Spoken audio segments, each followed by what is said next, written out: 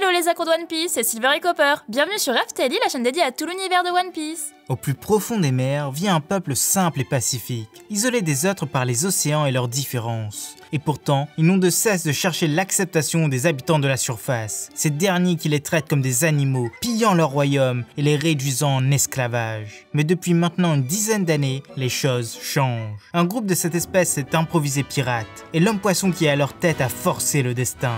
Il change les mentalités. Cet homme à la sagesse et la bravoure exceptionnelle, c'est Jinbei, le paladin des mers. Mais que savez-vous vraiment de lui? Son nom? Son prestige? Eh bien croyez-nous, il y a tellement de choses à savoir sur ce personnage légendaire qu'il mérite largement ce 10 choses à savoir.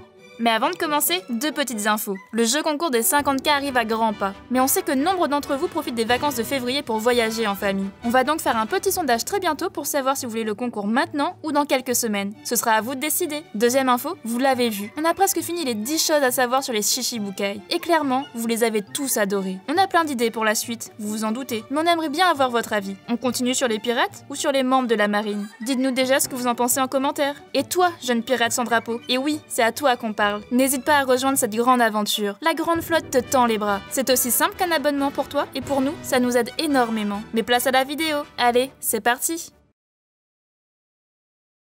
Une vie remplie d'épreuves.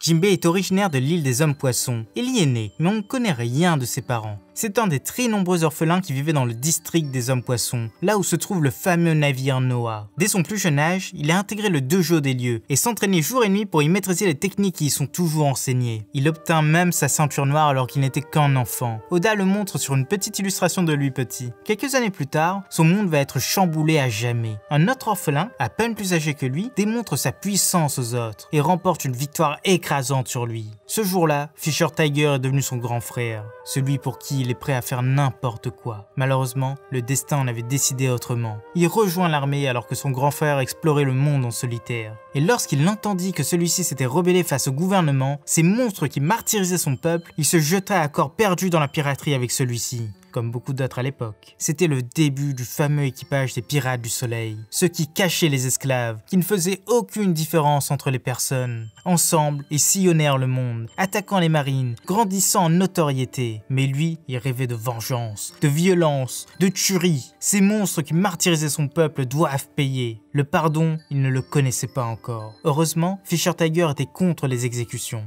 Mais encore une fois, le destin s'en est mêlé. L'équipage croisa le chemin d'une ancienne esclave, une jeune fille voulant juste rentrer chez elle, Koala. Ils prirent la responsabilité de l'emmener avec eux, et durant le voyage, elle réussit à toucher les cœurs de chacun d'eux. Tous devenaient plus aimants à son contact, plus tolérants, plus sages. Mais forcément, le voyage toucha à la fin pour elle.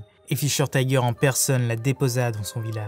Malheureusement, ce n'était qu'une embuscade. La marine l'intercepta, il fut blessé à mort, et le pauvre Jinbei n'a pu que le regarder mourir de ses blessures. Son capitaine refusa une transfusion de sang humain, le sang de cette espèce qui avait fait de lui un esclave. C'était ça, le terrible secret de Fisher Tiger.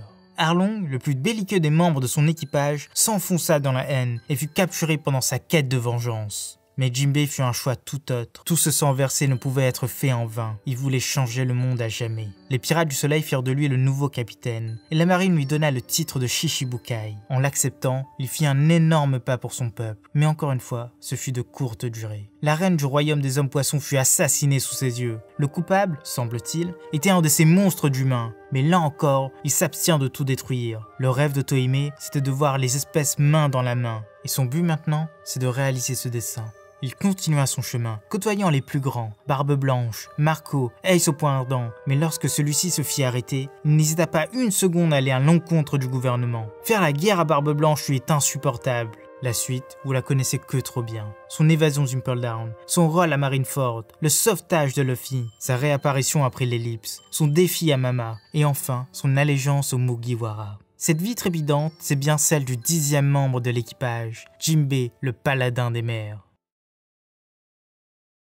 L'ennemi redoutable.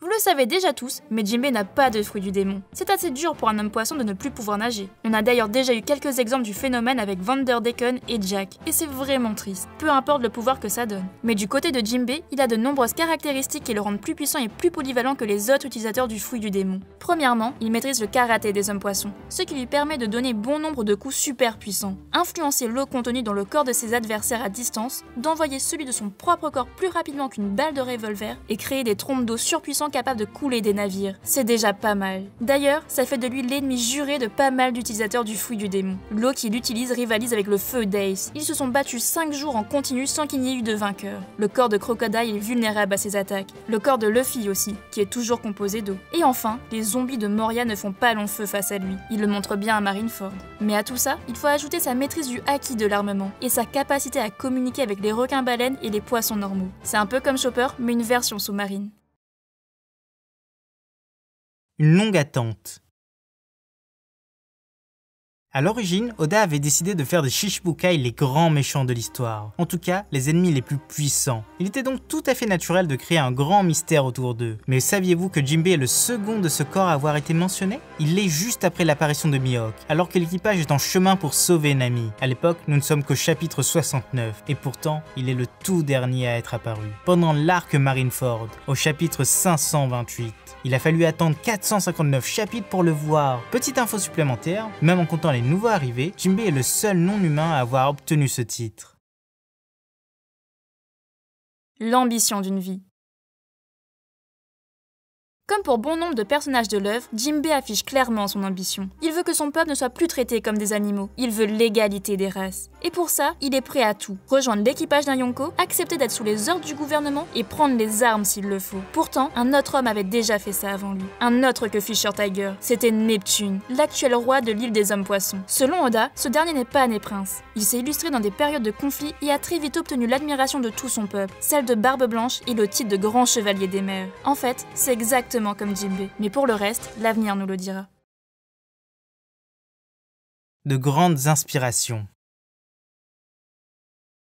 Du côté des inspirations du personnage, Oda nous a sorti deux belles références. La première, elle est mythologique. Il s'agit d'une des réincarnations du dieu Vishnu de la mythologie indienne, Varaha, un sanglier des mers. Oui, cette espèce n'existe pas. Alors qu'un démon avait kidnappé tous les habitants du monde en plongeant la terre ferme dans les fonds marins, la divinité n'avait pas hésité un seul instant à l'affronter pour sauver le monde. Et ce combat dura plus de 1000 ans. Dans l'eau, il pouvait respirer sans problème. La deuxième inspiration, c'est un sumo qui était très populaire au Japon dans les années 90, Musashimaru Koyo. Un CV bien rempli.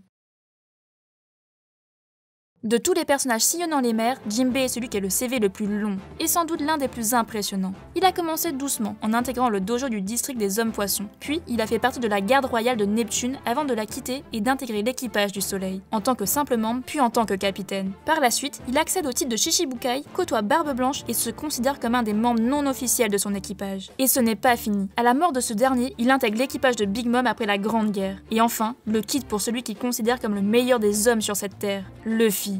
On peut le dire, il a presque tout fait dans sa vie, et pourtant, il a encore beaucoup à vivre. Un Mugiwara d'exception.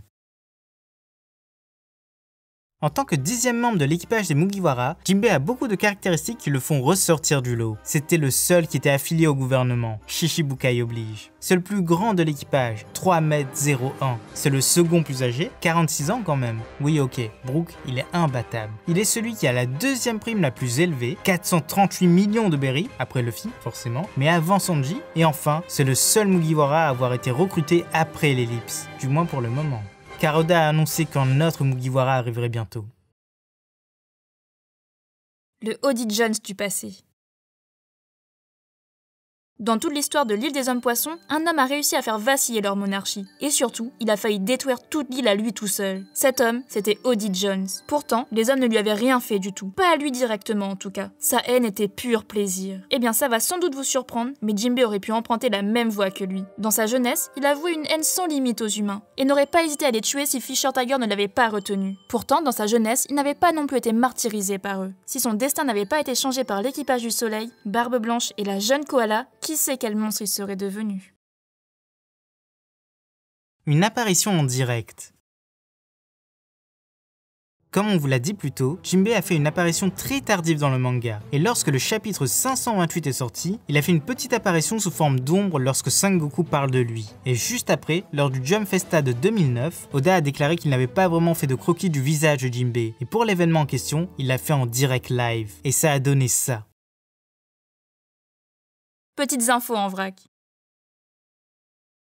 Et pour finir cette vidéo, vous serez content de savoir qu'il est né le 2 avril, que son animal fétiche en tant que Shichibukai est le requin-baleine, normal quoi, que sa nourriture préférée sont les fruits, que son nom vient de Jinbei-zame, qui veut dire requin-baleine en japonais, et enfin, qu'il est du même groupe sanguin que Luffy. D'ailleurs, il sauve celui-ci grâce à une transfusion sanguine, ce qui est quand même un acte historique. En faisant ça, il brise l'une des grandes lois de l'île des hommes-poissons, ce qui marquera l'histoire. Voilà, c'est déjà la fin de cette vidéo. On espère que ça vous a plu, et si on a oublié quelque chose, n'hésitez pas à nous le dire en commentaire. C'était Silver et Copper pour Aftalil. À bientôt les accros de One Piece.